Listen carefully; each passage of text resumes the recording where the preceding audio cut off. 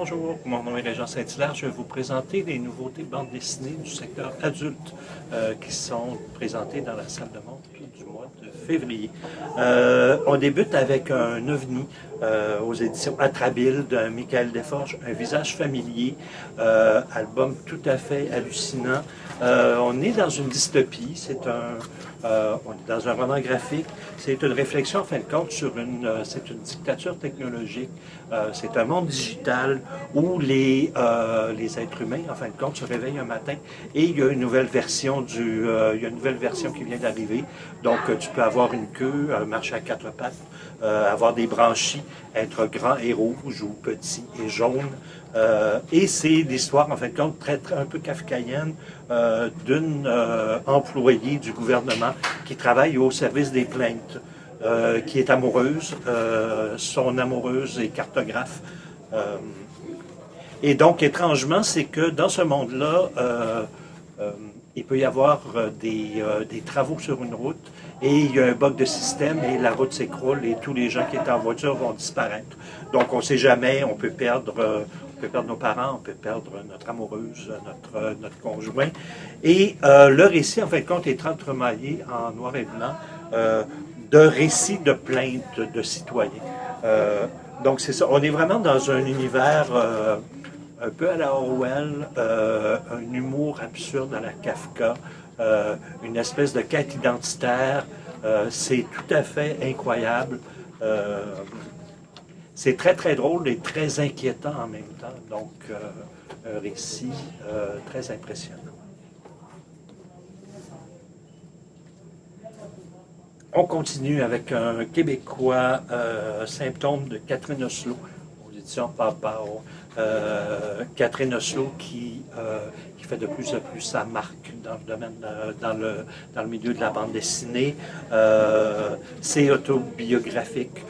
Elle se met en scène et on est vraiment sur c'est un récit qui va explorer en fait compte la solitude et la maladie. Catherine qui en fait compte a une espèce de mal-être qui va aller dans un groupe de solitaires anonymes et elle va tisser des liens avec des gens. Donc c'est ce genre de récit sur la phobie, sur la peur de vieillir, sur l'agoraphobie, sur la différence. C'est assez touffu, c'est très très complexe, mais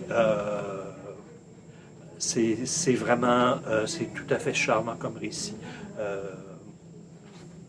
C'est un album vraiment qui fait chaud au cœur. Donc c'est ça, une petite perle de roman graphique. On va continuer avec deux pavés. Julie Doucet aux éditions L'Association, Maxiplot, qui est en fin de compte le recueil en fin de compte définitif de Dirty Plot Comics, qui a fait vraiment école. Julie Doucet qui n'est pas reconnue en fin de compte à la hauteur qu'elle devrait, une des premières autrices qui faisait de l'autobiographie, qui a énormément inspiré des auteurs et des autrices à travers le monde.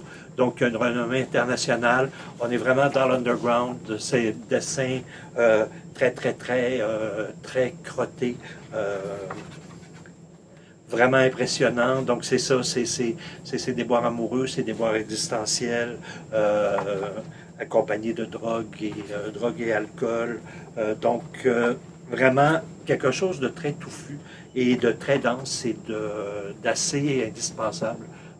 Je pense surtout au niveau collégial. C'est vraiment une œuvre majeure qui est à redécouvrir. Et un peu dans le même style, Julia Wertz, on est un peu plus dans je vous dirais, humour crado,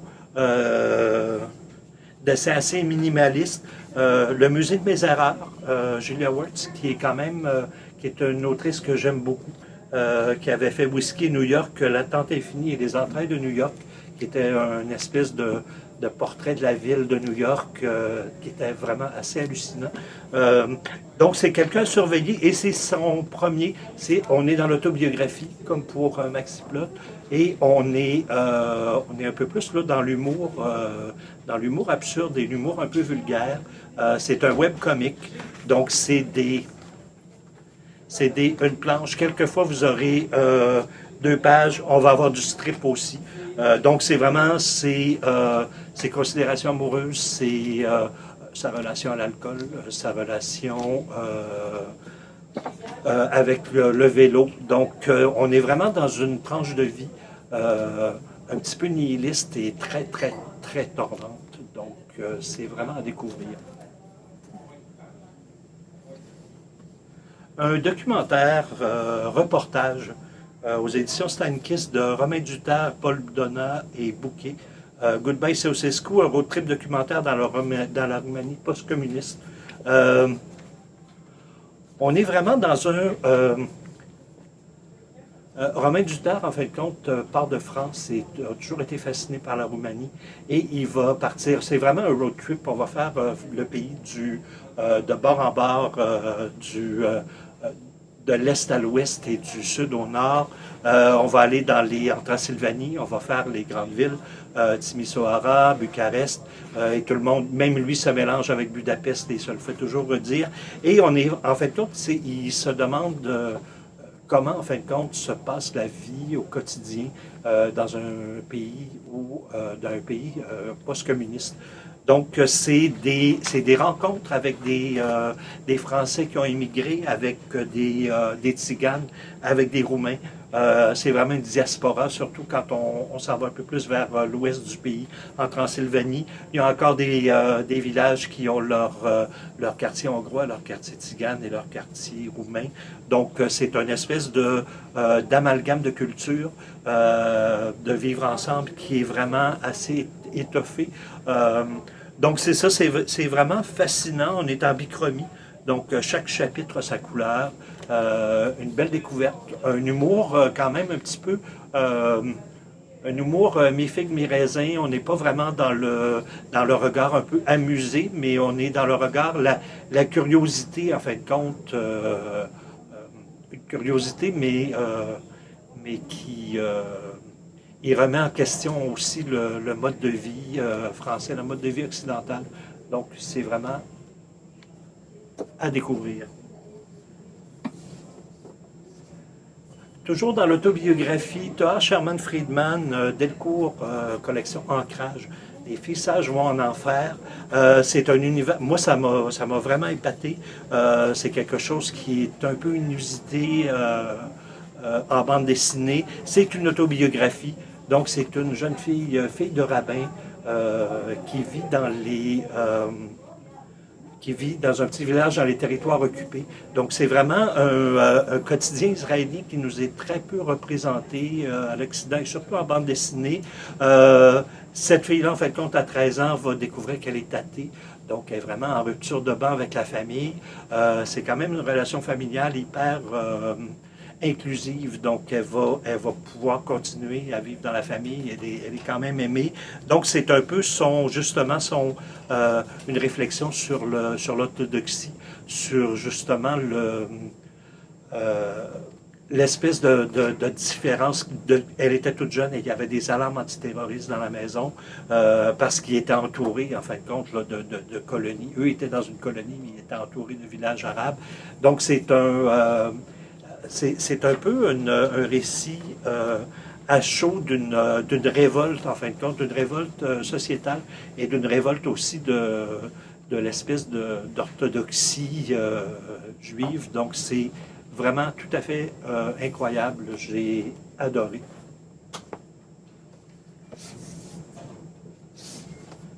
Toujours dans la biographie, aux éditions Dupuis, la collection Air Libre. Madeleine Résistante, le tournoi s'appelle La Rose découpillée. C'est Morvan, qui est quand même un scénariste assez reconnu, qui a rencontré Madeleine Riffaut, qui est une résistante. qui a non seulement milité pendant la Deuxième Guerre mondiale, mais qui s'est impliqué aussi dans l'Indochine, la guerre d'Algérie. C'est une série, c'est tout à fait hallucinant. On est vraiment on est dans une bichromie, on est vraiment dans un genre de bleu très très feutré. On va jouer avec les ambiances aussi à mesure que qu'elle va être impliquée dans la résistance. Jeune fille à la santé fragile qui est allée dans un sanatorium au début de la guerre, qui est tombée amoureuse, qui a décidé d'aller à Paris et qui s'est joint dans la résistance. Donc c'est vraiment c'est un page-turner, donc on est accroché dès la première page. Ça se dévore et on attend avec impatience le deuxième tome. Et à la fin, il y a une espèce de petit dossier qui nous retrace en fin de compte la rencontre entre le scénariste et Mme Riffaut et également le dessinateur qui est venu joindre. Donc, on a un genre de petit making-of et on découvre en fin de compte là, cette Madeleine qui a 80 ans passés et qui est toujours aussi passionnée, toujours aussi militante. Donc, c'est vraiment, c'est un petit baume là, dans nos temps de morosité. C'est tout à fait incroyable. Et on va terminer avec Clapaste de Isao Mott aux éditions Sarbacane.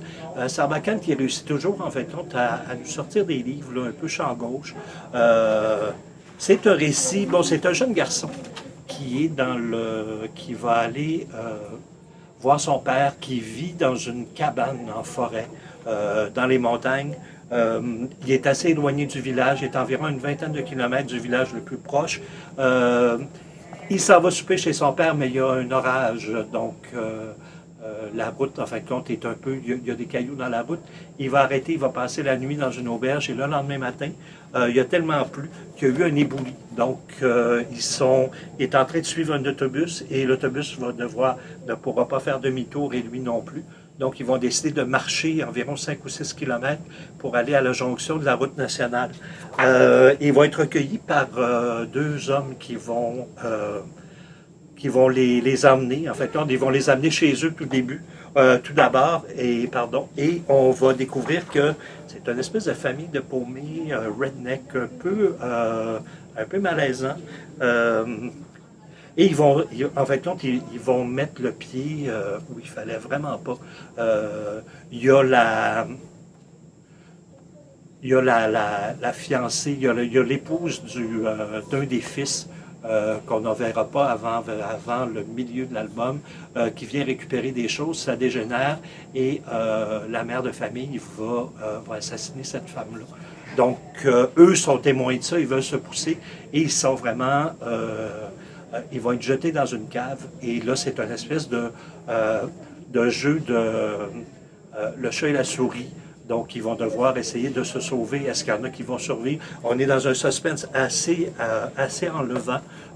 Encore un récit en bichromie, une mécanique assez infernale.